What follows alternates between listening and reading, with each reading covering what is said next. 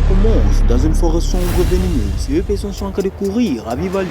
L'un s'appelle X et l'autre s'appelle H. X est déjà agité. À chaque fois, il ne rate pas l'occasion de demander un duel.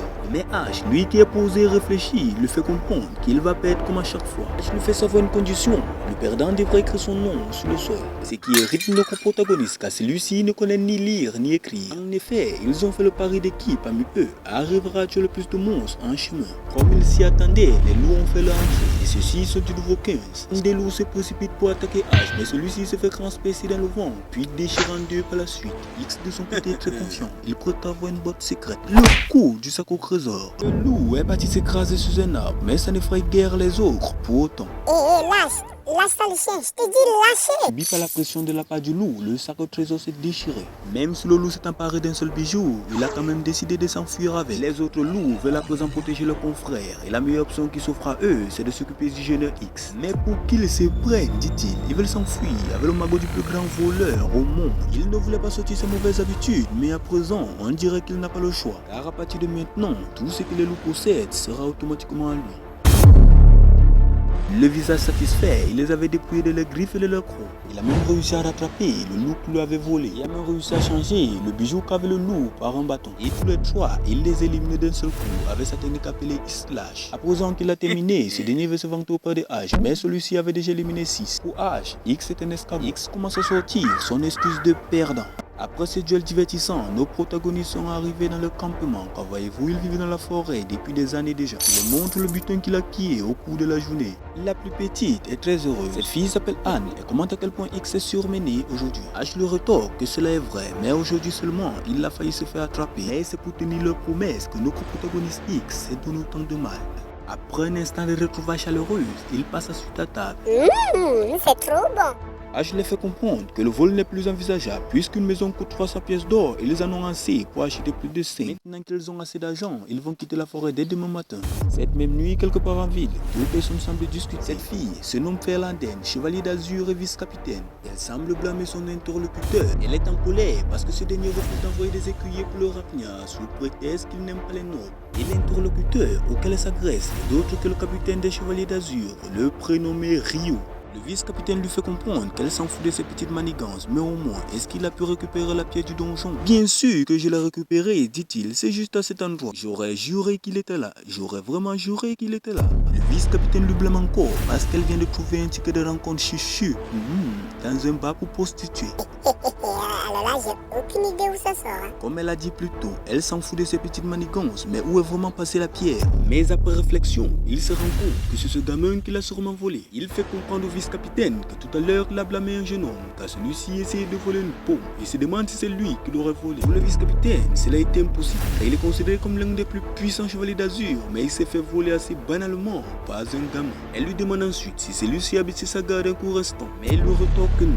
Il a une quantité phénoménale de mana qui l'entoure en permanence, excepté quand il dort. Mais alors, lui qui est réputé pour ne jamais baisser sa garde, comment se fait-il que ce gamin peut le voler? Le capitaine se pose beaucoup de questions. Il se demande si ce gamin possède une compétence de vol adaptée pour voler même un capitaine de chevalier d'azur. Ça commence à devenir très intéressant. À présent, le capitaine a un nouveau but. Il va aller le retrouver et lui donner une très bonne leçon. En effet, pour le retrouver, il déclenche une quantité phénoménale de mana dans un rayon de 5 km.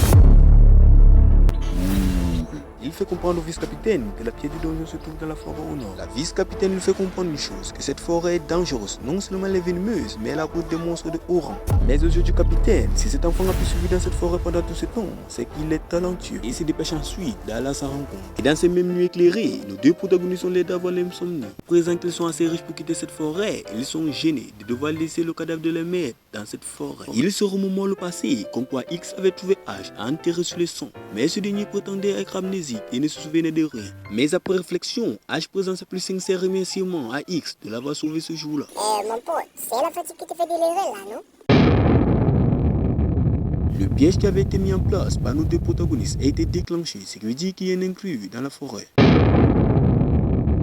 Ash a compris, puisque le deuxième piège vient à présent de se déclencher, ce qui veut dire que l'adversaire est fort et rapide. X a vite fait la liaison, il savait que c'était le capitaine qui était à ses trousses. Il ne l'avait jamais vu auparavant, mais rien qu'à voir son allure, il avait l'air puissant. Effectivement, c'est le capitaine Ryu qui a déclenché le piège. Décidément, ce gamin a du cran, et pour faire un piège d'une telle ampleur, il ne doit pas être seul. Il se précipite ensuite de réveiller les autres et de prendre le butin, car ils doivent quitter la forêt immédiatement. Ils aperçoivent un trou, malgré qu'elle est dangereuse, et mène à l'extérieur de la forêt. Après un moment de marche à pied, ils aperçoivent de la lumière au loin. Ils se précipitent en joie pour y parvenir, sauf que les joies furent de courte durée. Puisqu'une branche venimeuse venait du côté des filles, Ash a dû sacrifier le sac au trésor pour les sauver. Ceci par la précipitation, de peur d'être rattrapés par les poursuivants. Ils décident d'aller vers le t-shirt pour ramasser le butin. Mais en un laps de temps, ils étaient déjà tous encerclés par des loups assoiffés de sang. Même s'ils sont entourés, nos deux protagonistes ne désespèrent pas autant. Pour eux, c'est même le moment rêvé de dépasser les limites et de battre les records. On dirait bien qu'ils sont déterminés à réaliser leurs rêves, et ce n'est pas une meute de loups assoiffés de sang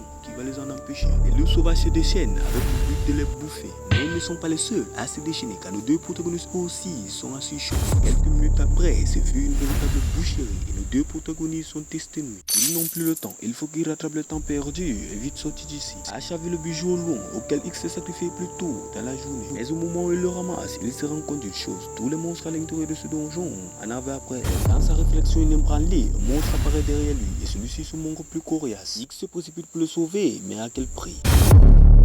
Le monstre l'avait fracassé le bras, mais si X n'était pas là, Ash serait probablement mort.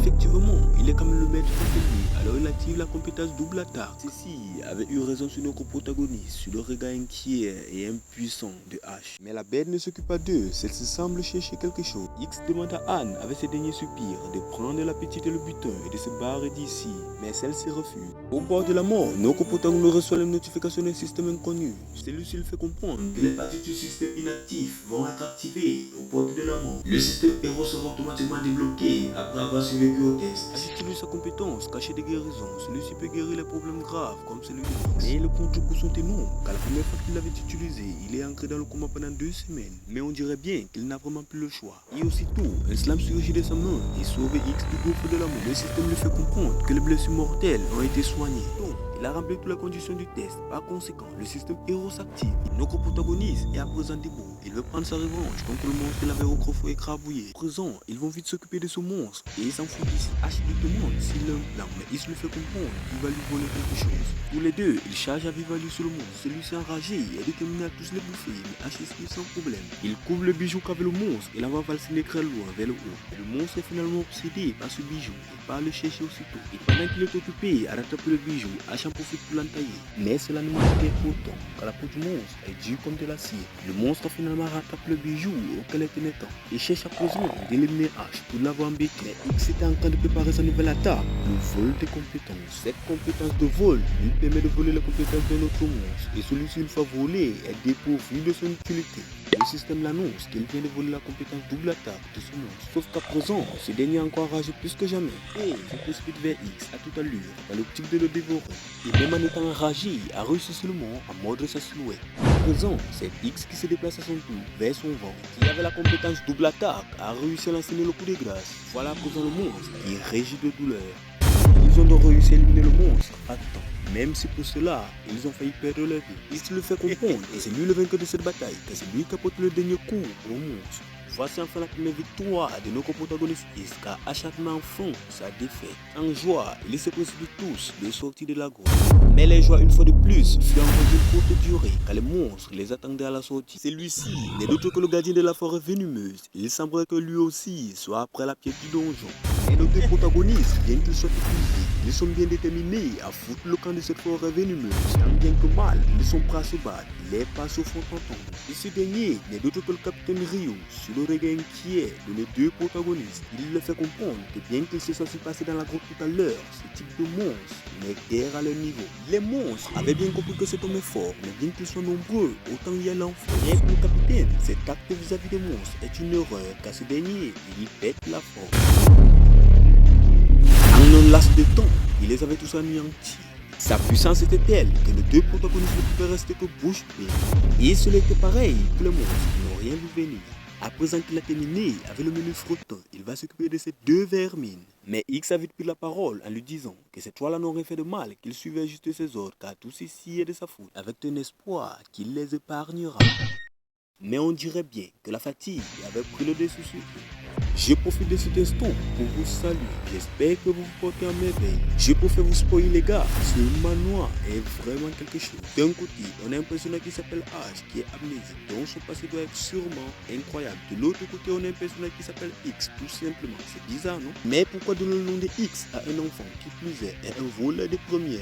Mais alors, si la vidéo vous plaît, n'hésitez surtout pas à m'envoyer un petit pouce bleu et de vous abonner si cela n'est pas encore fait. Car tous ces cheminements, vous ne ratez aucune de mes prochaines vidéos sur ce manoir.